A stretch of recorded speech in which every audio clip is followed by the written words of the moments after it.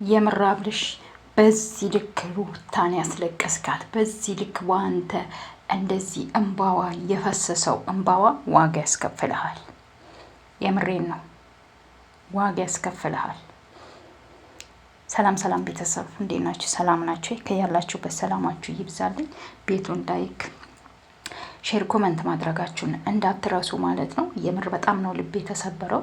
ጽጌ ቤት የተለቀቀው ቪዲዮ አይታችኋል። ምንም አዲስ ነገር የሰማሁት ነገር ስለሌለ ብሎ እንግዲህ ሩታ እንደዛ ስታለቅስ አይታችኋል። የምር የሴት ልጅ እንባ መጥፎ ነው አብርሽ፣ የሴት ልጅ እንባ መጥፎ ነው። ለአንተ ጥሩ አይደለም። በዚህ ልክ ሩታን አሳዝናችሁ አንተ መሰሎችህም በዚህ ልክ ሩታን እያስከፋችሁ፣ በዚህ ልክ ሩታን እያስለቀሳችሁ፣ ከእሷ ቢያንስ ዘር አላችሁ፣ ልጅ አላችሁ።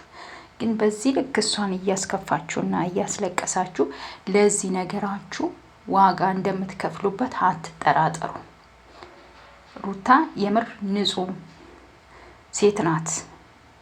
ለዚህ ሁሉ የበቃው አንተ በምትሰራው ስራ፣ አንተ በምታደርገው ድርጊት ነው። ሩታም ወደ ጸብ የገባቸው እንጂ ሩታ ከመሬት ተነስታ አይደለም አንተን እንደዛ ልታረግ የቻለችው፣ አልፈልግህም ልትል የቻለችው ከመሬት ተነስታ አይደለም። ግን ለዚህ ሁሉ ነገር ግን ዋጋ ትከፍልበታለህ። የሴት ልጅ እንባ ፈሶ አይቀርም። በጣም ነው የከፋኝ እውነት ለመናገር ፋሚሊ፣ ሩታ እንደዛ ስታለቅስ የምር በጣም ከፍቶኛል። በጣም ነው ልብ የተሰበረው።